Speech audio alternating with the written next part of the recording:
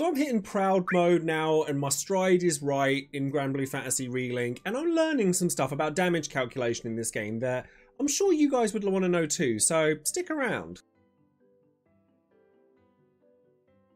Welcome back to the channel, everybody. My name is Joseph, and in today's GranBlue Fantasy Relink video we're going to be discussing the one stat that sticks out when it comes to end game in the game, and that's going to be damage cap.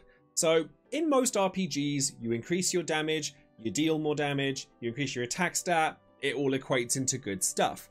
But when it comes to the higher difficulties in GBR, you might notice pretty quickly that you're getting a lot of diminishing returns from sigils that you're using. So first of all, I'm going to actually showcase what this represents in terms of how the sigils kind of translate in terms of damage. And then we're going to discuss after that why there's a bit of discourse about how this is calculated. So allow me to demonstrate with some various experimentation with my current favourite character in the game, Percival. So first things first, we're going to start with Percival with his level 150 Lohengrin weapon, which is a decent attack stat. He's got 9k attack, no sigils whatsoever. This will give us a baseline of what we can go with, or what we can work with when it comes to damage calculation. So we're just going to do a very basic combo here, which is just going to be 1, 2, 3, 4, followed by a charge attack. And then that's 274,000 damage. So from that, we can gather how much damage we can get from attack sigils, crit rate sigils, and critical damage sigils. Because, yeah, that's the kind of thing you'd normally go for in a game like this, right? Okay, so if you've equipped Percival with all of these sigils, you would think that this is the way to go, right? Now, I don't have his Ascension weapon fully ascended yet. And you'd think, yeah, let's max out your attack, your crit damage, and your crit rate. That's good, right? But if we go into the practice mode here and attack the dummy, and we're going to do the same combo as we did before. 1, 2, 3, 4, followed by a charge attack. So that's 441,000, and you could very clearly see with the damage numbers that they were hitting a cap. Like, there was definitely a maximum number, no variation on that number. In this third experiment, what we have here is a completely different set of sigils where the primary focus is damage cap. So damage cap can go up to a full 250% damage cap increase, which I've over-leveled slightly because I haven't got all of my sigils to max level. You'd only really need 4 of these normally, or if you have an Ascension weapon that's completely maxed out, that will also help you get to your damage cap even quicker, but I don't have that for Percival just yet because I haven't farmed enough to do it. But what I've instead set here is I've actually not really messed about with the attack power at all. Instead, I've got an 100% crit rate so that we can keep up with the crit rate in general, and then critical damage just because we need to fill it out somehow. But obviously, as you level these up and you get higher levels, you'll need to equip less of these so that you can hit with other stuff. So now if we go into the dummy training, you'll see that the damage increase that we get from just focusing on damage cap is exponential. So we'll do the same combo as we've done in the other 2 experiments.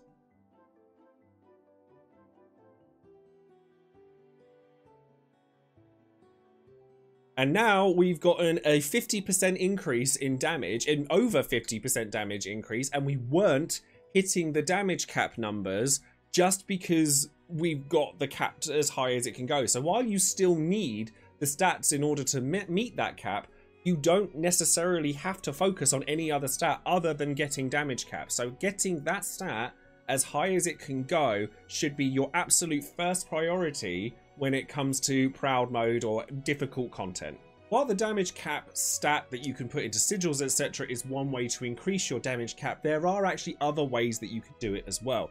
So if you go into being beyond level 70, or 80 rather, you can get overmasteries, which give you a plethora of bonuses. And the first thought you'd think is, oh, I want attack power up, oh, I want crit rate up, things like that. And crit rate up is still very important. If you can get your crit rate to 100%, then it's going to help you to mitigate the different sigils that you'd need in order to maximize on your damage caps. But you have damage caps that are more specific within this particular range, so normal attack damage cap up, skill damage cap up, etc.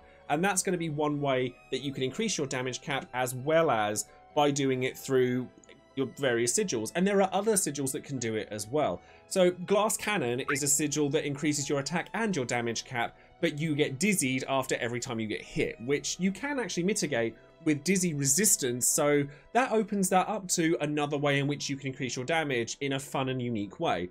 Elemental weakness damage is also a way that goes beyond the damage cap. So if you have a way of dealing elemental weakness damage, like you've got various characters built up, or better yet, you happen to have the War Elemental Sigil, which I do not have yet, and I'm very jealous of those that do, you always hit for weakness damage. So it's another way in which you can increase your damage cap. And I'm sure I'm probably forgetting other methods in which you do so as well. So if you have more methods of doing so, then definitely leave a comment down below. Now, I just want to showcase, before we go into the discussion around the damage cap sigil and how that translates to damage in GBR, I do want to point out that a lot of the information that I get when it comes to this game, and I'm extremely grateful for, actually comes from the subreddit for GBR. There's a lot of really wonderful information here, and this particular thread here about talking about the damage cap situation is what inspired me to make this particular video. So if you're not on the subreddit already, definitely go and check it out. So why is there discourse around this damage cap situation? I, for one, can say with some confidence that I feel that it should be better indicated that you are hitting damage cap numbers, like a different color on the damage numbers. The numbers are big enough, we should be able to see them. But as it stands, I actually don't think that damage cap is a problem as a mechanic. I think it's a good thing, if anything, because it allows the developers to kind of play around with the harder level content whilst not interrupting the content up until the story, like the story mode, or even going up to Maniac and Proud difficulty. Everything I've talked about in previous videos is still relevant to those difficulties, but when you get to Maniac and Proud difficulty, everything kind of gets thrown out the window, and I actually think that that's a really, really cool thing.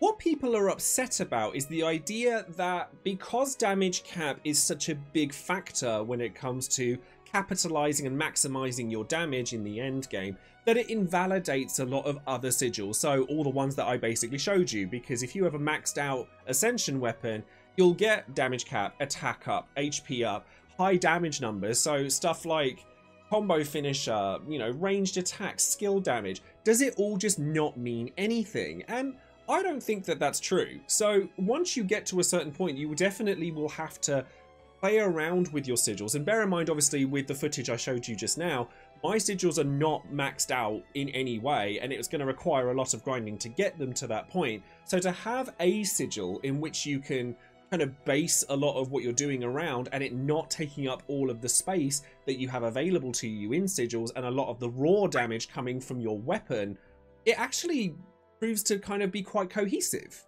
In order to kind of address that particular worry when it comes to damage cap invalidates everything else, you don't have any other ways of dealing damage. Obviously my stuff isn't optimized yet, but there's plenty of other ways in which you can do so. Stun power is another stat that's really important for breaking, obviously stunning, bringing enemies out of overdrive, etc., allowing you more openings in order to deal damage, and that's really important. There is another very interesting application that I really find fun as well, which is supplementary damage.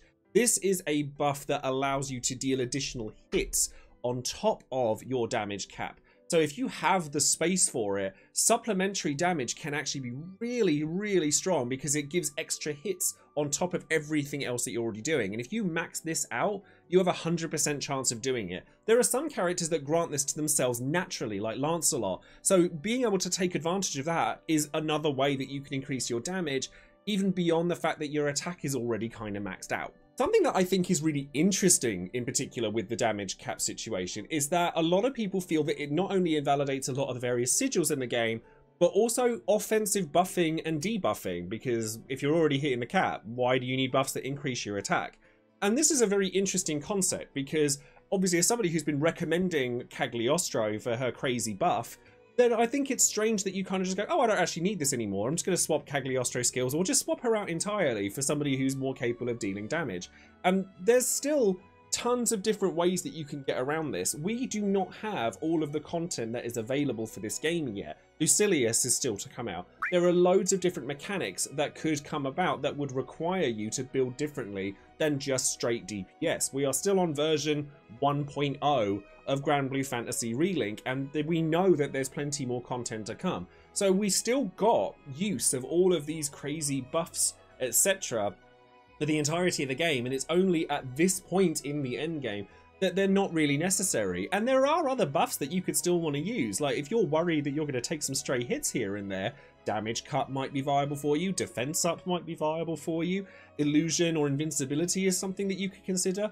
Buffs are not completely rendered redundant by the damage cap, but the fact that you probably don't need to look at attack-based buffs, it just makes you have to think differently about how you're building. It doesn't invalidate them necessarily.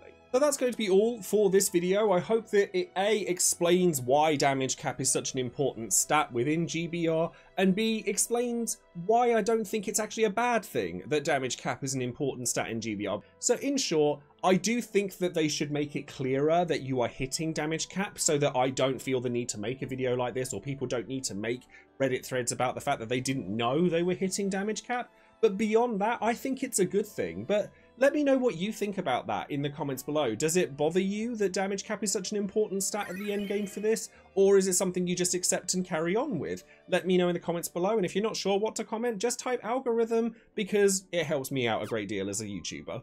If you've enjoyed this content on GBR, then please do consider subscribing to the channel. We're so close to 20k subscribers now, and I'd really love to get over that mark. And obviously like the video and click the bell for notifications. Any more GBR videos that we want to come out. I've got loads of ideas like character guides, all sorts of different things I want to talk about, what sigils you actually want to be looking out for, where to get them from, farming guides, endgame guides, all sorts of different things, because I'm really just enjoying this game. So thank you very much for watching, and if you'd like to support the channel further, there's a link in the description box below for my Patreon page where you can get title cards that are made specially for you and all sorts of other benefits as well. And with that, I shall love you and leave you. Thank you ever so much for watching, and I'll see you next time. Bye bye.